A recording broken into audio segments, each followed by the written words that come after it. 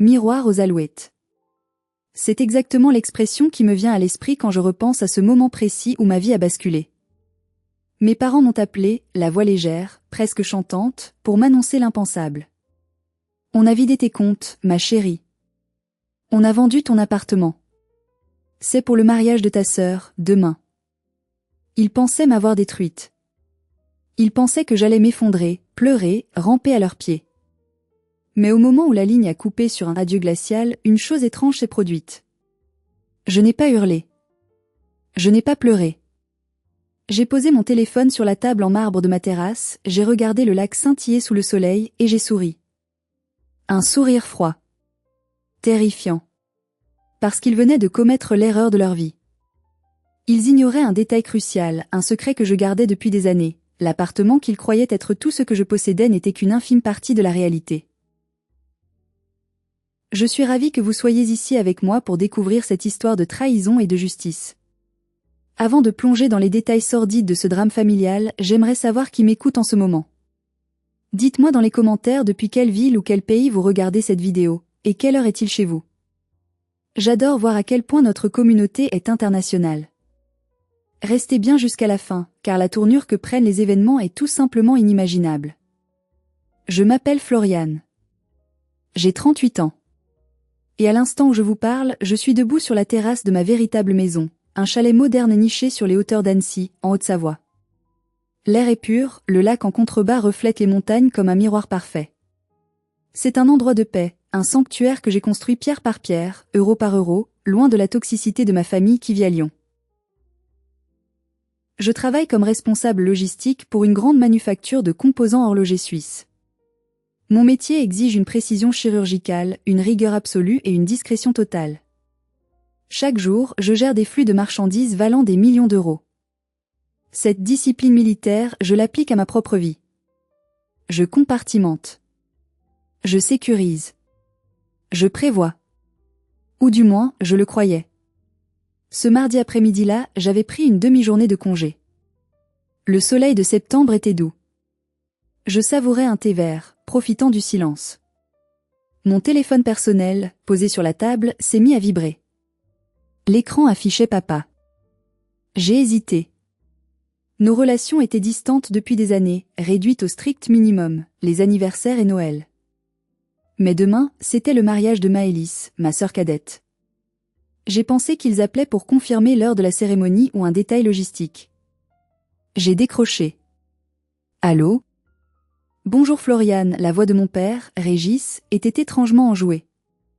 Trop enjouée. Une gaieté artificielle qui a immédiatement hérissé les poils de mes bras.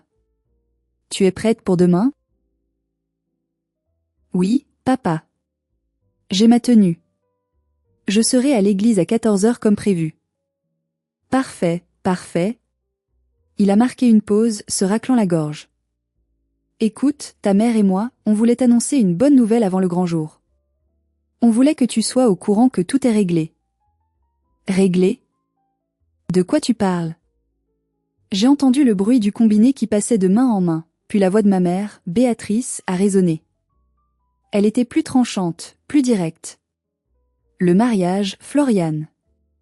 Tu sais que Maëlys voulait quelque chose de grandiose. Le château, le traiteur gastronomique, l'orchestre. Ça coûtait une fortune. Bien plus que ce que nous avions prévu. Mon estomac s'est noué. Et alors ? Je vous ai déjà dit que je ne pouvais pas contribuer plus que mon cadeau. Oh, ne t'inquiète pas pour ça, a-t-elle coupé avec un petit rire nerveux. On a trouvé la solution. On a pris les devants. En tant que parents, on a pris la décision exécutive pour le bien de la famille. Quelle décision ? Ma voix était devenue un murmure rauque. On a utilisé tes économies, chérie. Les comptes d'épargne. Et on a vendu ton appartement de Lyon. L'acte de vente final a été signé il y a 3 jours, les fonds ont été virés ce matin. Tout est payé pour Maëlys. Le monde s'est arrêté. Les oiseaux ont cessé de chanter. Le clapotis de l'eau en bas semblait soudain assourdissant. Quoi ? Ai-je soufflé. Vous avez, quoi ? Ne fais pas l'innocente, a repris mon père, reprenant le téléphone. C'est pour ta sœur. Tu es l'aîné, tu as une bonne situation, tu n'as pas de mari, pas d'enfant. À quoi te sert tout cet argent qui dort? Maëlys commence sa vie, elle a besoin de ce coup de pouce. On a tout liquidé. C'est le plus beau cadeau que tu pouvais lui faire.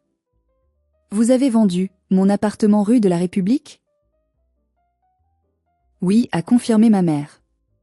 Et à un très bon prix, d'ailleurs, vu l'urgence. L'agence a été très efficace. Bien sûr, on a dû le vendre libre de toute occupation, c'était la condition pour avoir le cash rapidement. Libre de toute occupation. Ces mots ont résonné dans mon crâne comme un coup de marteau. Mais, et mes locataires? Les Perrault? Oh, c'est réglé, a balayé mon père. Ne gâche pas la fête avec des détails administratifs. L'important, c'est que Maëlys aura son mariage de princesse. On te remercie, Floriane. Vraiment. Tu fais enfin quelque chose d'utile pour cette famille. C'est du vol, ai-je articulé, tremblante de rage contenue. C'est de la redistribution familiale, a rétorqué ma mère sèchement. Ne fais pas de scandale demain. On se voit à l'église. Adieu. Clic, le silence est retombé sur la terrasse. Je suis resté figé, le téléphone brûlant dans ma main. Ils l'avaient fait. Ils avaient franchi la ligne rouge, celle dont on ne revient jamais. Ils m'avaient volé, trahi, et jeté comme un vieux chiffon, tout cela pour la gloire de Maëlys, l'enfant chéri, l'enfant roi. Mais alors que le choc initial se dissipait, une autre émotion a pris le dessus. Une clarté glaciale. Ils pensaient m'avoir tout pris. Ils pensaient que cet appartement à Lyon et ses comptes d'épargne représentaient la totalité de mon existence. Ils n'avaient aucune idée que depuis 5 ans, j'avais bâti un empire secret, ici, à Annecy. Ils venaient de déclarer la guerre, sans savoir que leur adversaire était bien plus armé qu'ils ne le croyaient. Mais ce que je ne savais pas encore, c'était l'ampleur des dégâts collatéraux qu'ils avaient causés. J'ai couru à l'intérieur de mon chalet, vers mon bureau. Mes mains tremblaient légèrement, non de peur, mais d'une montée d'adrénaline pure. J'ai ouvert mon ordinateur portable, mes doigts volants sur le clavier pour accéder à mes comptes bancaires historiques. Ceux que j'avais ouverts quand j'étais étudiante à Lyon, ceux que mes parents connaissaient. Le solde s'est affiché en rouge clignotant. 0 €. Livret A, vidé. Pelle, clôturé. Compte courant, à découvert. 150 000 €. 15 ans d'économie. L'argent de mes jobs d'été, de mes premiers salaires, de mes primes de fin d'année que je stockais religieusement au cas où. Volatilisé. J'ai cliqué sur l'historique des transactions. Des virements massifs vers un compte joint au nom de Régis et Béatrice Gauthier. Le libellé était une insulte en soi, apport familial. Puis, j'ai ouvert ma boîte mail secondaire, celle liée à ces comptes. Et là, le coup de grâce. Une notification de l'étude notariale confirmant la vente définitive de mon appartement situé au 12 rue de la République, Lyon 2e.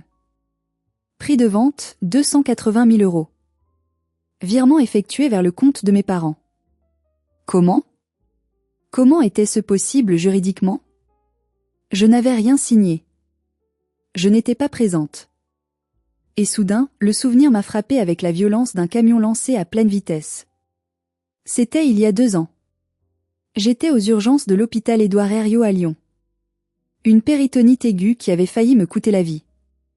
J'avais été opérée en urgence au milieu de la nuit. Le lendemain, j'étais encore dans les brumes de l'anesthésie et de la morphine, clouée au lit, des tuyaux sortant de mon abdomen. Ma mère était venue me voir. C'était rare. Elle avait l'air soucieuse, ce qui m'avait touchée sur le moment. Ma chérie, avait-elle dit en me caressant le front, une douceur inhabituelle dans ses gestes. Avec papa, on s'inquiète pour tes papiers administratifs. L'hôpital demande des garanties pour ta mutuelle, pour la chambre individuelle. C'est compliqué. J'avais du mal à garder les yeux ouverts. Je suis fatiguée, maman. Je sais.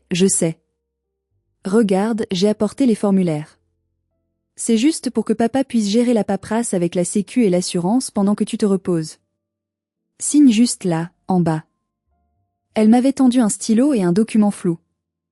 Ma vision était trouble. Je lui faisais confiance. C'était ma mère, après tout. Qui imaginerait que sa propre mère viendrait sur son lit de douleur pour lui tendre un piège? J'avais gribouillé ma signature, une croix informe, avant de sombrer à nouveau dans le sommeil. Je me suis laissé retomber dans mon fauteuil de bureau en cuir, le souffle court. Ce n'étaient pas des papiers d'assurance. C'était une procuration générale. Une procuration notariée, probablement obtenue avec la complicité d'un notaire peu scrupuleux ou ami de la famille, leur donnant plein pouvoir sur mes biens en cas d'incapacité ou pour la gestion courante. Il l'avait gardé précieusement pendant 2 ans, attendant le moment opportun. Et ce moment, c'était le mariage de Maëlys.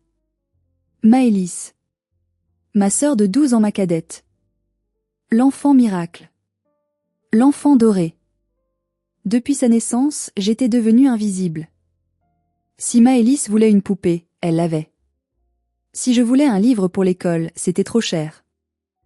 Tu comprends, Floriane, tu es grande, tu dois être raisonnable, me répétait-on sans cesse. J'avais grandi en étant la servante, la nounou, la seconde mère, mais jamais la fille. J'avais quitté Lyon dès que possible pour Annecy, construisant ma carrière à la force du poignet, sans jamais rien leur demander.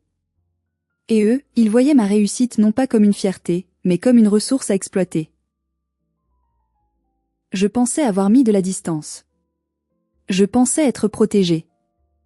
Mais ils avaient gardé cette procuration comme une arme chargée, braquée sur ma tempe, attendant juste d'appuyer sur la gâchette. Mais le pire n'était pas l'argent. L'argent, ça se refait. Le pire, c'était la trahison émotionnelle. L'idée que ma mère m'ait regardée dans les yeux, alors que j'étais vulnérable sur un lit d'hôpital, et qu'elle ait calculé froidement comment me dépouiller. Soudain, mon téléphone a sonné à nouveau. Un numéro fixe de Lyon que je connaissais par cœur. Mais ce n'étaient pas mes parents. C'était le numéro de l'appartement rue de la République. J'ai décroché, le cœur battant la chamade. Allô? Mademoiselle Floriane? La voix chevrotante de Monsieur Perrault, mon locataire de 75 ans, m'est parvenue à travers le combiné. Il pleurait. Mademoiselle Floriane, dites-moi que ce n'est pas vrai. Monsieur Perrault? Qu'est-ce qui se passe? Il y a des hommes ici. Ils disent qu'ils sont les nouveaux propriétaires. Ils disent qu'on doit partir. Tout de suite. Ils changent les serrures. Je me suis levée d'un bond, renversant ma chaise. Quoi? Mais c'est illégal. Vous avez un bail. Ils disent que l'acte de vente stipule que l'appartement est vide. Que nous sommes des squatteurs. Ma femme. Jeanne fait une crise de panique, elle ne peut plus respirer. Floriane, je vous en supplie, ne nous jetez pas à la rue. On a toujours payé le loyer. Les sanglots du vieil homme ont transpercé le cœur plus violemment que n'importe quelle insulte de ma mère. Mes parents n'avaient pas seulement volé mon argent. Pour obtenir un meilleur prix et une vente rapide, ils avaient menti, déclaré l'appartement vide et condamné un couple de personnes âgées à l'expulsion brutale. C'était monstrueux. C'était criminel. Et à cet instant précis, la tristesse a disparu. La peur a disparu. Il ne restait plus qu'une colère froide, pure, et une détermination d'acier. Passez-moi ces hommes, ai-je ordonné à Monsieur Perrault, ma voix ne tremblait plus. J'étais passé en mode gestion de crise, le même mode que j'utilisais quand une cargaison de montres de luxe était bloquée à la douane à Shanghai. Je vous passe le monsieur? Un instant plus tard, une voix masculine, arrogante et impatiente, a résonné. Oui? Qui est à l'appareil? Je vous préviens, la police est en route pour évacuer ces squatteurs. Je suis Floriane Gauthier, la propriétaire légitime de cet appartement jusqu'à preuve du contraire. Écoutez-moi bien. Si vous touchez à un seul cheveu de monsieur ou madame Perrault, ou si vous déplacez un seul de leurs meubles, je vous attaque pour violation de domicile, harcèlement moral sur personnes vulnérables et expulsion illégale. Vous savez aussi bien que moi qu'en France, on ne met pas des personnes de 75 ans à la rue sans procédure judiciaire, même en cas de vente. L'homme a marqué un temps d'arrêt. Écoutez, madame, j'ai un acte de vente signé devant notaire qui certifie que ce bien est libre. J'ai payé 280 000 €. Je veux mes clés. Vous avez été trompé par les vendeurs, ai-je dit froidement. Il y a un bail en cours, enregistré et valide. Si vous les forcez à partir aujourd'hui, vous serez complice d'une escroquerie. Je vous conseille de laisser ces gens tranquilles, de prendre une chambre d'hôtel et d'appeler votre avocat. Parce que moi, j'appelle le mien. J'ai raccroché avant qu'il ne puisse répondre et j'ai rappelé immédiatement Monsieur Perrault sur son portable. Monsieur Perrault, écoutez-moi. Ne bougez pas, verrouillez la porte de l'intérieur. Je vous vire 5 000 € tout de suite sur votre compte pour que vous puissiez aller à l'hôtel Royal si jamais la situation devient trop stressante pour Jeanne. Je descends à Lyon. Je m'occupe de tout. Merci, merci Floriane. J'ai raccroché, les mains serrées sur le bureau jusqu'à ce que mes jointures blanchissent. Mes parents avaient franchi toutes les limites de la décence humaine. S'attaquer à moi était une chose. S'attaquer à des innocents vulnérables comme les Perrault, qui étaient pour moi plus une famille que mes propres parents ne l'avaient jamais été, c'était impardonnable. Je me suis tournée vers la baie vitrée. Mon reflet me renvoyait l'image d'une femme que je ne reconnaissais presque plus. Une femme prête à la guerre. Posez-vous la question un instant. Imaginez que vous êtes à ma place. Vos parents vous ont volé 150 000 €, ont vendu votre appartement dans votre dos, et ont mis des personnes âgées en danger de mort, tout ça pour payer une fête de mariage. Que feriez-vous? Appelleriez-vous la police immédiatement? Iriez-vous hurler au scandale? Ou bien, comme moi, prépareriez-vous quelque chose de plus définitif? Dites-moi dans les commentaires ce que vous feriez face à une telle trahison. Je lis toutes vos réponses. J'ai pris une grande inspiration. J'ai saisi mon téléphone et j'ai composé le numéro de Maître Lefebvre, mon avocat à Lyon, un homme redoutable spécialisé dans le droit immobilier et les litiges familiaux. Maître, c'est Floriane Gauthier. J'ai une urgence absolue.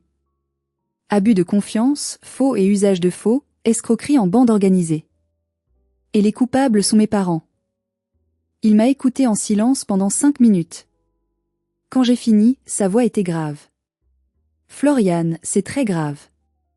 Mais pour le pénal, surtout dans un cadre familial, il nous faut des preuves irréfutables de l'intention frauduleuse. Le fait qu'ils aient une procuration, même signée sous influence médicale, rend les choses complexes. Ils vont plaider qu'ils agissaient pour votre bien, pour gérer votre patrimoine. Je sais, ai-je répondu. C'est pour ça que je ne vais pas porter plainte aujourd'hui. Pardon? Le mariage est demain. Ils seront tous là. Mes parents, ma sœur, mon beau-frère. Ils seront euphoriques, ils auront bu du champagne, ils se sentiront intouchables. C'est là qu'ils parleront. C'est là qu'ils avoueront. Vous comptez y aller? Demanda Maître Lefebvre, surpris. Après ce qu'ils ont fait? Oh oui, j'y vais, ai-je répondu, un sourire mauvais étirant mes lèvres. Je ne raterai ça pour rien au monde. Je vais mettre ma plus belle robe, je vais sourire, je vais les féliciter. Et je vais enregistrer chaque mot. Je suis allée dans ma chambre, j'ai ouvert mon dressing. J'ai ignoré mes tailleurs de créateur et mes robes de soirée élégantes. J'ai cherché au fond, et j'ai sorti une vieille robe bleue, un peu démodée, celle que je portais il y a 5 ans, avant ma réussite. Je voulais qu'il voie la Floriane qu'il méprisait. La Floriane pauvre. La victime. Car pour qu'un prédateur se dévoile, il faut qu'il pense sa proie sans défense. J'ai pris mon petit sac à main, j'y ai glissé mon téléphone et un dictaphone numérique professionnel ultrasensible que j'utilisais pour mes réunions de conseil d'administration. Demain, le château de Bagnols allait être le théâtre d'un mariage royal. Mais ce que personne ne savait, c'est que ce serait aussi le théâtre d'une exécution. La leur. La nuit avant le mariage, je n'ai pas fermé l'œil. Non pas à cause de l'anxiété, mais parce que mon cerveau tournait à plein régime, élaborant chaque étape de mon plan. J'étais assise dans mon salon, entourée de la documentation que j'avais imprimée, relevés bancaires, emails de notification, copie de l'acte de vente que Maître Lefebvre avait réussi à se procurer en urgence grâce à ses contacts. J'ai découvert un détail supplémentaire qui a failli me faire vomir. Le prix de vente de l'appartement. 280 000 €. C'était 40 000 € en dessous du marché actuel à Lyon. Ils l'avaient bradé. Ils avaient littéralement jeté mon patrimoine par la fenêtre pour obtenir du cash rapidement. C'était la preuve ultime qu'ils ne géraient pas mon argent. Ils le pillaient. À l'aube, j'ai pris ma douche, l'eau brûlante lavant ma fatigue mais pas ma détermination. J'ai enfilé ma vieille robe bleue. Elle était un peu serrée à la taille, le tissu était fatigué. Parfaite. Je me suis maquillée légèrement, accentuant les cernes sous mes yeux pour avoir l'air abattu. Je suis descendue au garage. J'ai caressé le capot de mon SUV Mercedes flambant neuf, mon bébé, symbole de ma réussite. Mais je ne l'ai pas pris. À la place, j'ai démarré la petite Peugeot 208 diesel que je gardais pour ma femme de ménage ou pour les courses en ville. Elle avait 10 ans, la peinture était écaillée. Le trajet d'Annecy vers le Beaujolais a duré 2 heures. 2 heures durant lesquelles j'ai répété mon rôle. Je devais être la sœur aînée soumise, choquée mais résignée. Celle qui accepte son sort. Quand je suis arrivée devant les grilles du château de Bagnols, le spectacle était tesséurant de luxe. Des voitures de sport garées dans l'allée, des compositions florales gigantesques qui devaient coûter plus cher que le loyer annuel des Perrot. Tout respirait l'argent. Mon argent. Le valet a regardé ma Peugeot avec dédain. Le parking du personnel est derrière, madame, m'a-t-il dit. J'ai baissé ma vitre. Je suis la sœur de la mariée. Il a écarquillé les yeux, embarrassé. Oh, pardonnez-moi mademoiselle. Allez-y. Je me suis garée entre une Porsche et une Jaguar. Le contraste était saisissant. C'était exactement ce que je voulais. En entrant dans la cour d'honneur, j'ai vu la foule. Des oncles, des tantes, des cousins éloignés que je n'avais pas vus depuis des lustres. Ils tenaient des coupes de champagne, riaient aux éclats. Soudain, je l'ai vue. Maëlys. Elle était magnifique, je devais l'admettre. Une robe de créateur, sans doute Vera Wang ou équivalent, qui valait au moins 10 000 €. Elle rayonnait, entourée de ses demoiselles d'honneur en rose poudré. Dès qu'elle m'a aperçu, son sourire s'est un peu figé, puis s'est élargi, triomphant. Elle a couru vers moi, ses talons claquant sur les pavés. Floriane. Tu es venue. Elle m'a serré dans ses bras, une étreinte étouffante parfumée au Chanel numéro 5. Maman m'a dit que tu étais un peu contrariée hier. Je suis tellement contente que tu aies mis ton ego de côté pour mon grand jour. J'ai senti la bile monter dans ma gorge. Contrariée? C'était l'euphémisme du siècle. Félicitations, Maëlys, ai-je dit d'une voix neutre. C'est grandiose. Elle a fait un tour sur elle-même, faisant voler sa traîne. N'est-ce pas? C'est exactement comme je l'avais rêvé. Et regarde ces fleurs. Des orchidées importées de Thaïlande. C'est fou ce qu'on peut faire quand on a les moyens. Elle m'a lancé un regard en coin, plein de malice. Merci, au fait. Maman m'a expliqué pour l'appartement. C'est vraiment gentil de ta part de comprendre que j'en avais plus besoin que toi. Après tout, toi, tu es seule. Moi, je construis une famille. Chaque mot était une lame de rasoir. Tu en avais plus besoin que moi, ai-je répété, mémorisant la phrase. C'est ce que tu penses? Bah oui, a-t-elle répondu en ajustant son voile. Tu as toujours été la fourmi, moi la cigale. Et puis, cet appartement à Lyon, c'était un investissement passif. Là, cet argent sert à créer des souvenirs. C'est vivant. Mon père, Régis, s'est approché, un verre de whisky à la main, déjà rougeau. Il portait un smoking sur mesure qui tirait un peu sur son ventre. Ah, te voilà. Il m'a donné une tape lourde sur l'épaule. Pas de scène, hein? On est entre gens civilisés. Bonjour papa, ai-je dit doucement. Pas de scène. Promis. Bien. Tu vois, tout s'arrange. Allez, va prendre une coupe, détends-toi. Tu as l'air d'un enterrement avec cette robe. Ils sont repartis vers leurs invités prestigieux, me laissant seule au milieu de la cour. J'ai glissé ma main dans mon sac et j'ai vérifié que le voyant rouge du dictaphone était bien allumé. La première partie de l'enregistrement était dans la boîte, l'aveu de Maëlys sur sa connaissance du vol et son mépris total pour ma propriété. Mais ce n'était que l'échauffement. Je cherchais une cible plus bavarde. Je cherchais Dorian, le marié. Je savais que Dorian avait 2 faiblesses, son ego démesuré et l'alcool. Et j'allais exploiter les 2. Le vin d'honneur battait son plein. Les serveurs circulaient avec des plateaux de petits fours au foie gras et à la truffe. Je me suis dirigée vers le bar, où un groupe d'hommes riait bruyamment. Au centre, Dorian, le marié. Dorian était un agent immobilier médiocre qui se prenait pour le loup de Wall Street. Il portait un costume bleu électrique trop brillant et une montre massive au poignet. Il tenait une coupe de champagne dans une main et gesticulait de l'autre. Je me suis approchée discrètement, me plaçant juste à la périphérie de son cercle, comme une parente timide et impressionnée. Et là, je lui ai dit, le cas cher roi, mon pote, racontait Dorian, postillonnant légèrement. Quand tu as la liquidité, tu fais ce que tu veux. Un de ses amis, un type au regard fuyant, a demandé, mais Dorian, sans déconner, un mariage pareil, tu as gagné au loto ou quoi? Le marché de l'IMO est si bon que ça? Dorian a éclaté de rire. Le marché?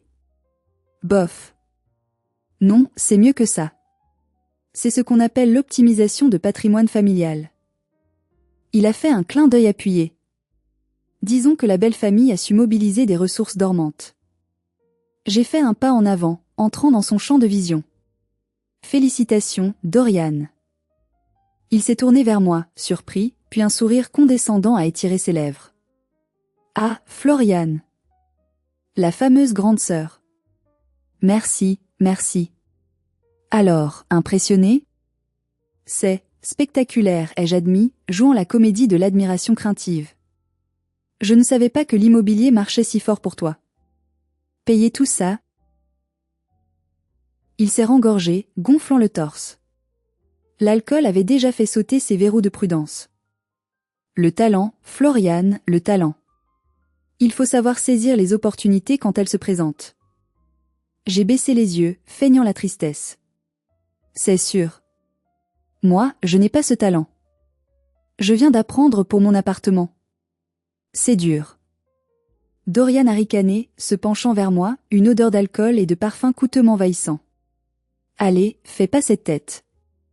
Entre nous, cet appart rue de la Répu, c'était un boulet. Taux de rentabilité minable avec tes vieux locataires là. On t'a rendu service en le liquidant. Vous m'avez rendu service, ai-je répété, assez fort pour que le micro capte bien, mais assez doucement pour ne pas alerter les autres. Bien sûr. On a sorti le cash. Maintenant, c'est investi dans du concret, le bonheur de ta sœur, notre voyage de noces aux Maldives, et... Il a baissé la voix, complice, et j'ai pu éponger 2-3 dettes de jeu qui traînaient. Tu vois? Tout le monde est gagnant. Mon sang s'est glacé. Dettes de jeu. Il n'y avait pas que le mariage. Mon argent servait aussi à couvrir les vices de ce type. Des dettes de jeu, ai-je murmuré, choqué pour de vrai cette fois. Mes parents savent? Régis? Bien sûr qu'il sait. C'est lui qui a eu l'idée de la procuration il y a 2 ans. Il m'a dit, t'inquiète pas, Dorian, on garde ça sous le coude. Florian est une bonne poire, elle ne vérifie jamais rien. Le jour où on a besoin, on se sert. C'est un génie, ton père. J'avais l'impression de recevoir des coups de poignard en plein cœur, les uns après les autres. Ce n'était pas une impulsion soudaine pour le mariage. C'était prémédité. C'était planifié depuis 2 ans. Mon père, cet homme que j'avais respecté malgré tout, me voyait comme une bonne poire, une banque ambulante. Et la signature, ai-je demandé, la gorge serrée. À l'hôpital? Ah ça, c'était le coup de maître de Béatrice, a-t-il ricané en finissant son verre.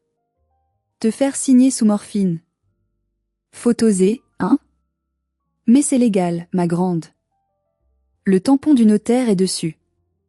Tu ne peux rien faire. Tu es coincé. Il m'a tapoté la joue, un geste d'une condescendance infinie. Allez, souris. Tu as payé le champagne, autant le boire. J'ai reculé, tremblante de dégoût. J'avais tout.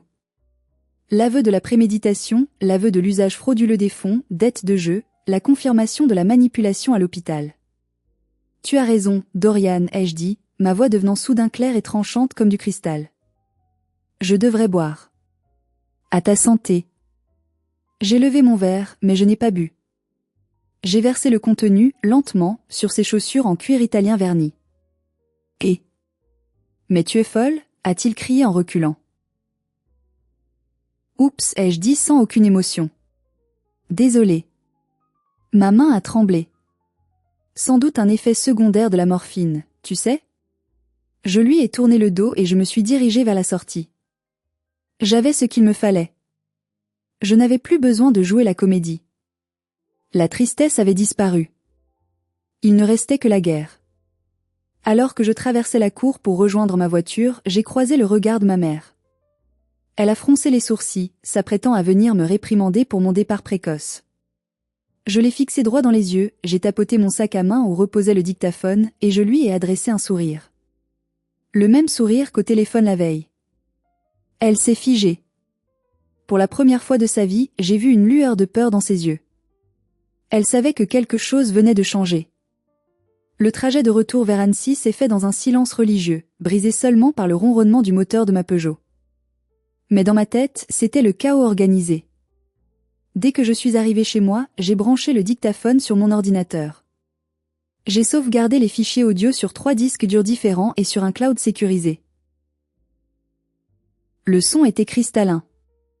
La voix pâteuse de Dorian avant les dettes de jeu, la complicité de mon père, la manipulation de ma mère. C'était de l'or pur pour un procureur. J'ai envoyé les fichiers à Maître Lefebvre avec un petit mot, « Joyeux Noël en avance ». On attaque. Mais je ne voulais pas m'arrêter là. La justice est lente et ma colère était urgente. Je voulais frapper là où ça faisait mal, tout de suite. J'ai ouvert mon ordinateur portable et je me suis connecté à l'interface de gestion de mes comptes bancaires. Pas ce qu'ils avaient vidé, mais mon système global. J'ai réalisé une chose, si mes parents avaient utilisé une procuration pour vider mes comptes, ils avaient dû laisser des traces numériques. En tant qu'experte en logistique, le traçage était ma spécialité. J'ai passé la nuit à fouiller le web profond, utilisant des outils légaux mais peu connus du grand public pour analyser le patrimoine de mes parents. Et j'ai découvert l'impensable. Mes parents n'étaient pas seulement un peu justes financièrement. Ils étaient ruinés. Ils avaient hypothéqué leur propre maison à Lyon il y a 3 ans. Ils vivaient à crédit depuis des lustres pour maintenir leur train de vie bourgeois et gâter Maëlys. Mon argent n'était pas un plus. C'était leur seule bouée de sauvetage avant la faillite personnelle. Le lendemain matin, lundi, l'offensive a commencé. À 9h précises, Maître Lefebvre a déposé plainte auprès du procureur de la République de Lyon pour abus de faiblesse, escroquerie, faux et usage de faux, et vol en famille, une qualification rare mais possible vu les circonstances de la procuration frauduleuse. À 10h, il a envoyé un huissier de justice au domicile de mes parents et chez Dorian. Mais le coup de grâce, c'est moi qui l'ai porté. J'ai appelé la banque de mes parents. Je ne pouvais pas accéder à leur compte, bien sûr, mais j'ai demandé à parler au service fraude. Je me suis présenté, j'ai donné les références des virements effectués depuis mes comptes vers les leurs et j'ai déclaré « Ces fonds proviennent d'une escroquerie en cours d'instruction. Je vous notifie officiellement qu'une plainte a été déposée. Si vous laissez ces fonds sortir, notamment pour payer des prestataires de mariage ou des voyages, votre responsabilité bancaire sera engagée. » Les banques ont une peur bleue de la complicité de blanchiment ou de fraude. Le résultat a été immédiat. Gel préventif des avoirs. À midi, mon téléphone a sonné. C'était Maëlys. « C'est QOTON problème », a-t-elle hurlé. On est à l'aéroport. La carte de Dorian est refusée. On ne peut pas embarquer pour les Maldives. J'ai bu une gorgée de mon café, regardant les montagnes par la fenêtre. Bonjour Maëlys. Comment s'est passée la nuit de noces? Tu as bloqué les comptes. La banque dit qu'il y a une alerte fraude. C'est toi, je le sais. Débloque ça tout de suite. Tout le monde nous regarde, c'est la honte. Je ne peux rien débloquer, Maëlys. C'est la justice qui gère maintenant. L'argent volé est gelé. C'est la procédure standard. Volé? Mais tu es malade. C'est l'argent de la famille. Non. C'est MON argent. Et au fait, j'espère que tu as gardé les reçus du traiteur, parce que le juge va vouloir savoir exactement combien de mes années de travail vous avez mangé en une soirée. Elle s'est mise à pleurer, des pleurs de rage d'enfant gâté. Je te hais. Tu gâches tout. Tu as toujours été jalouse. Profite bien de l'aéroport, Maëlys. Il paraît que la zone duty-free est sympa. C'est le seul voyage que tu feras cette année. J'ai raccroché. 1 heure plus tard, c'était au tour de ma mère. Mais elle n'a pas appelé. Elle a envoyé un SMS, court, venimeux. Tu as déclaré la guerre à ton propre sang. Tu vas le regretter. Tu ne sais pas de quoi nous sommes capables. Elle avait raison sur un point, je ne savais pas de quoi ils étaient capables. J'avais sous-estimé leur méchanceté. Et la riposte des singes volants, les alliés toxiques de ma famille, allait être brutale. Le mardi matin, je suis arrivée au bureau à Annecy. L'ambiance était étrange. Ma secrétaire ne m'a pas regardée dans les yeux. Madame Gauthier, le PDG veut vous voir. Tout de suite. Mon cœur a raté un battement. Je suis entrée dans le bureau du grand patron, Monsieur Weber, un homme suisse droit et intègre. Il avait un visage fermé. Sur son bureau, il y avait une lettre ouverte. « Florian, asseyez-vous » a-t-il dit froidement. « Nous avons reçu un courrier anonyme ce matin. Ainsi que plusieurs appels téléphoniques. » Il a poussé la lettre vers moi. Je l'ai lue. C'était un tissu de mensonges immondes. La lettre accusait Florian Gauthier de détournement de fonds au sein de l'entreprise, de dettes de jeu massives et d'instabilité psychologique grave. Elle affirmait que j'étais poursuivie par ma propre famille pour vol. C'était signé un citoyen concerné. Mais je reconnaissais le style. C'était Dorian. Il avait utilisé ses propres vices, dettes de jeu, pour m'accuser, moi. C'était de la projection classique.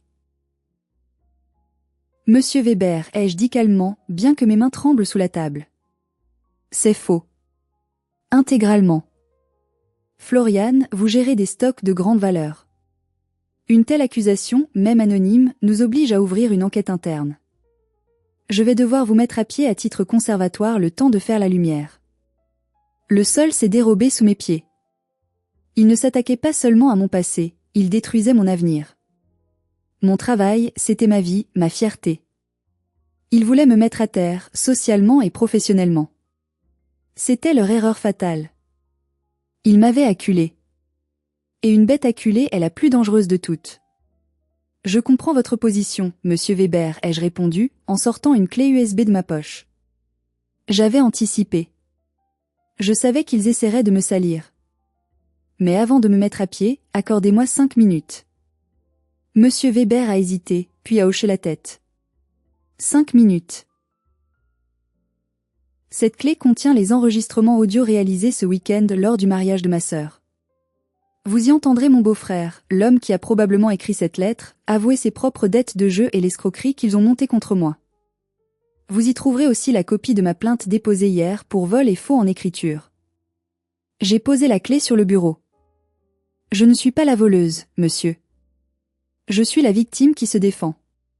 Si vous me mettez à pied, vous donnez raison à ceux qui essaient de me détruire parce que j'ai osé réclamer mon argent. Monsieur Weber a inséré la clé. Il a écouté.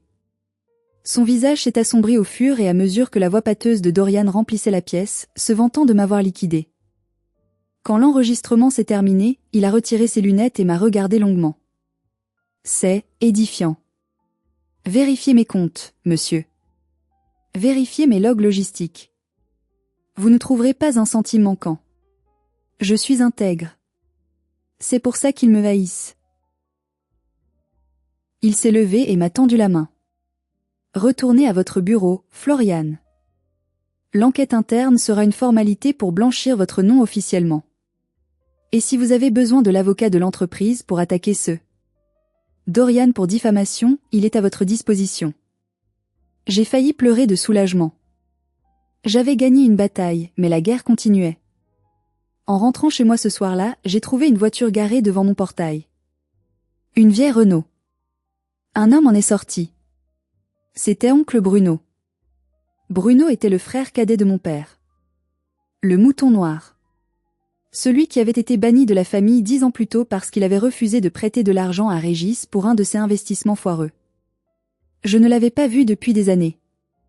Florian, a-t-il dit doucement. J'ai entendu parler du mariage. Et de l'appartement.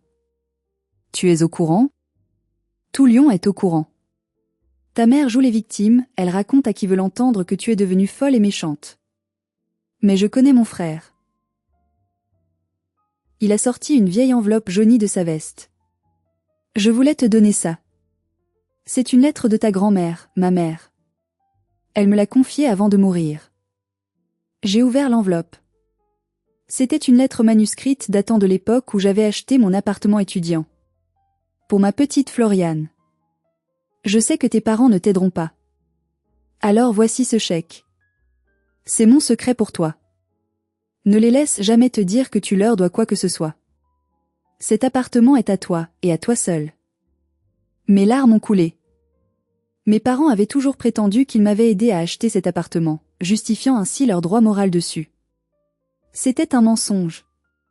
C'était l'argent de mamie.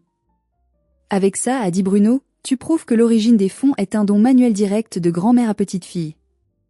Ça détruit leur argumentaire selon lequel ils récupéraient un investissement familial. J'ai serré mon oncle dans mes bras. Je n'étais plus seule. Le lendemain, forte de cette nouvelle preuve et du soutien de mon patron, j'ai lancé la phase finale. La confrontation directe. Mes parents, à court d'argent, compte gelé et furieux, ont décidé de venir à Annecy. Ils avaient retrouvé mon adresse grâce à la lettre de diffamation. Ironiquement, c'était la seule adresse qu'ils avaient. Je les ai vus arriver sur mes caméras de surveillance. Ils avaient l'air furieux, mais aussi épuisés. Maëlys et Dorian étaient avec eux. J'ai ouvert le portail. Je les ai attendus sur le perron de mon chalet, dominant le lac.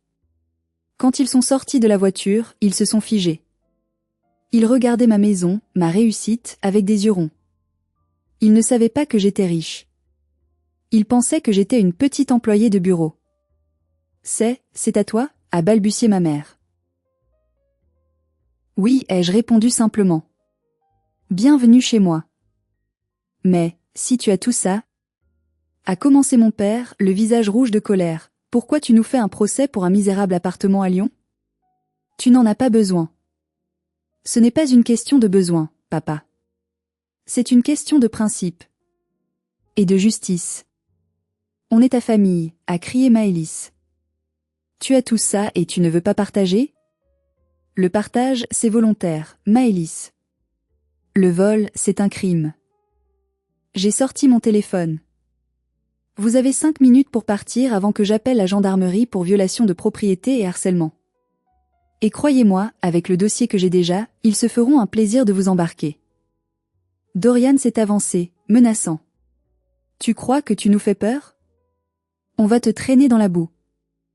Essayez, ai-je dit en le regardant droit dans les yeux. J'ai l'enregistrement de tes aveux sur tes dettes de jeu, Dorian.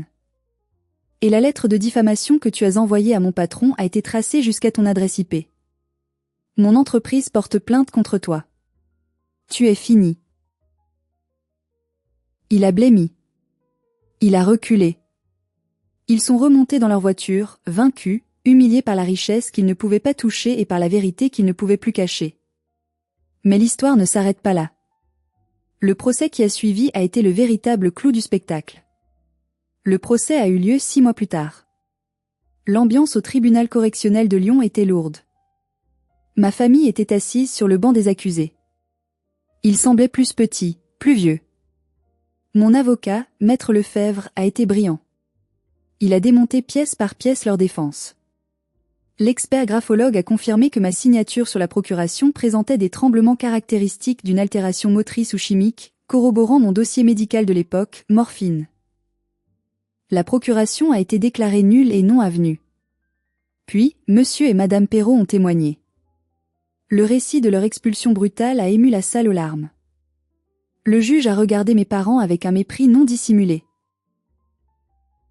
Mais le moment le plus satisfaisant a été quand Dorian a essayé de se défendre. Je ne savais rien, a-t-il pleurniché à la barre. C'est ma belle famille qui m'a dit que c'était de l'argent disponible. Menteur, a hurlé ma mère depuis le banc.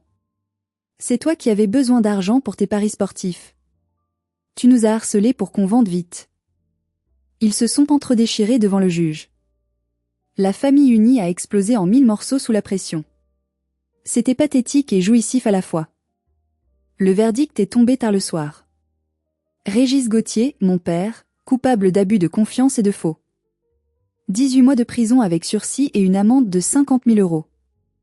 Béatrice Gauthier, ma mère, complice. 12 mois avec sursis. Dorian, mon beau-frère, coupable de recel et de diffamation. 6 mois ferme, aménageable, et interdiction de gérer une entreprise pendant 5 ans. Maëlys, relaxée au pénal, bénéfice du doute sur sa connaissance des détails techniques, mais condamnée solidairement au civil. La condamnation civile a été la plus douloureuse pour eux. Ils ont été condamnés à me rembourser intégralement les 280 000 € de la vente, les 150 000 € des comptes épargne, plus 50 000 € de dommages et intérêts et préjudice moral. Comme ils avaient déjà dépensé une partie de l'argent et qu'ils étaient surendettés, la justice a ordonné la saisie et la vente aux enchères de leur propre maison à Lyon. Ils ont tout perdu. Leur maison, leur réputation, leur statut social. À la sortie du tribunal, Maëlys a essayé de m'approcher. Elle pleurait, son maquillage coulait. « Floriane, on va dormir où ? On n'a plus rien. » Je l'ai regardée, cette sœur pour qui j'avais été sacrifiée toute ma vie. Je n'ai ressenti aucune pitié. Juste un grand vide. Tu es jeune, Maëlys. Tu as 2 bras, 2 jambes. Tu peux travailler. Comme je l'ai fait. Je me suis tournée vers mes parents. Ils ne me regardaient pas. Ils regardaient le sol, brisé. Adieu, ai-je dit. Le même mot qu'il m'avait lancé au téléphone 6 mois plus tôt. Mais cette fois, c'était définitif. Je suis rentrée à Annecy. Avec l'argent récupéré, grâce à la vente de leur maison, j'ai racheté mon appartement rue de la République. J'ai rappelé les Perrault. Rentrez chez vous, leur ai-je dit.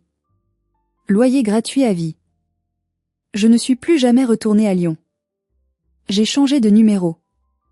J'ai bloqué tous les contacts. Aujourd'hui, je suis sur ma terrasse, regardant le lac. Je suis seule, oui. Je n'ai plus de parents, plus de sœurs. Mais j'ai ma dignité. J'ai ma paix. Et j'ai appris une leçon que je veux partager avec vous. Le calme après la tempête est une sensation étrange. Au début, le silence fait peur. On attend que le téléphone sonne, que les cris recommencent. Mais petit à petit, on réalise que ce silence n'est pas du vide. C'est de la liberté. J'ai appris par oncle Bruno que mes parents louent désormais un petit 2 pièces en banlieue. Ma mère fait des ménages pour compléter leur petite retraite. C'est une chute vertigineuse pour cette femme qui se croyait de la haute société. Maëlys a divorcé de Dorian 2 mois après le procès. Elle travaille comme caissière dans un supermarché. Ironie du sort, elle qui se moquait de ceux qui travaillent dur pour peu. Dorian, lui, a quitté la région, ruiné et grillé dans le milieu immobilier. Quant à moi, j'ai continué à avancer. J'ai été promue directrice logistique Europe. J'ai rencontré quelqu'un, un homme bien, qui ne s'intéresse pas à mon argent mais à qui je suis. Nous parlons d'adopter un chien. Cette épreuve m'a changé. Elle a durci une partie de mon cœur, c'est vrai. Je ne serai plus jamais cette fille naïve qui signe des papiers les yeux fermés. Mais elle m'a aussi montré ma force. J'ai affronté les personnes qui étaient censées m'aimer le plus au monde et j'ai survécu. J'ai gagné. Le lien du sang n'est pas une chaîne. C'est un lien qui doit être nourri de respect et d'amour réciproque. S'il n'y a que de l'abus, il faut avoir le courage de le couper.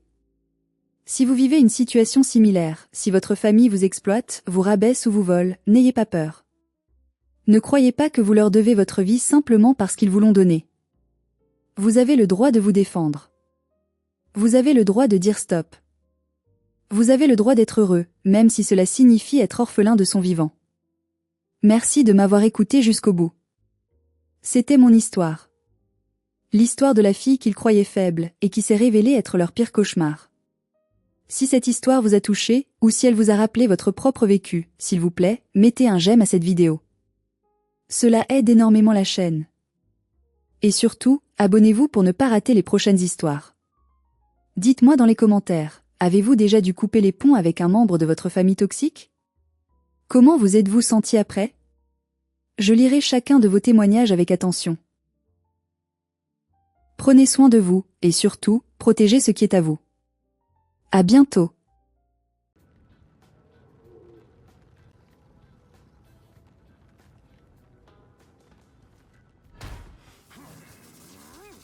Hola. What's up, this sexy duckling? Oh. Gee. Oh. Oh, I'm trying to get my headphones. Give me a sec. I'm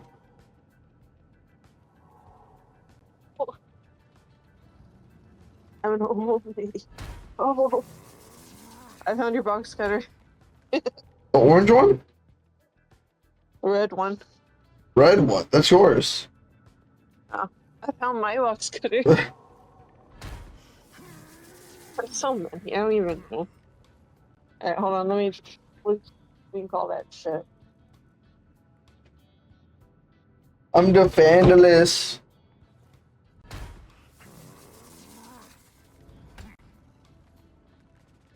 You're fabulous. Mm-hmm. Alright, you're my ears. Poggers. Poggers.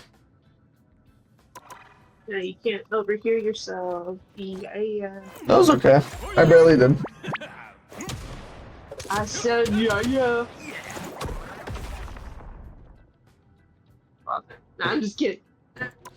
Anyways, did you try out the Deadpool man? I did. And? Do you get a boner from him? Yes. He's very strong. Check this. My girl got a new buff or some shit. Black and white. What are they called? I don't know. Yeah, looking heroes. Cloak and dagger. Oh, okay. Yeah, it seems like they got a buff or something. So Deadpool can be 3 things. That's crazy. If you look in the hero section, it shows he's all of them. Yeah. Yeah, that's wild. Nobody else is all of them. Oh, so I like him because you can shoot your enemy, and in the same, with the same gun, you can also shoot your friends. Yep. You'll need a top-notch team to win this one. With me on the It's front friendly lines, ammo. we can't lose. Easy click. Easy click. Nice job. I'm happy for you. I'll be this bitch, I guess. Shall me. I don't even care. Now this I Tommy. There's my weed. I mean, my vape. Here's my weed. Yeah, you're allowed to smoke in Cali. It's Deadpool time, kiddos. Sex. Let's f***ing go. 30 seconds before you attack. Get ready. That's foggy. I can't see a thing. We don't got a single tank besides me. Oh my god, dude. There's a dragon outside. I've been supernova since I was a teenager. Oh, that's fine. You don't need to be anything other than what you are. Because you're also a healer. I know. I'm everyone in one. 5, 4, Yeah. 3, 2, 1. As long as Kiwi isn't All you a need to do is fucking piece of shit, we should be fine. Sounds easy. Which means it's probably not, right? You're about to find out. Oh, I'm fucking ass though. Oh, thank you for whoever sent me. That was me for a little. Thank you.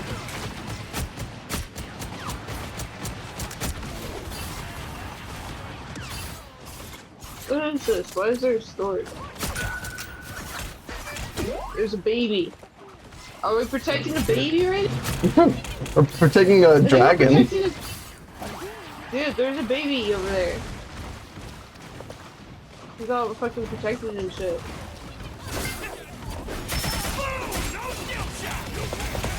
Oh fuck, I'm getting fucked. I got lag spiked.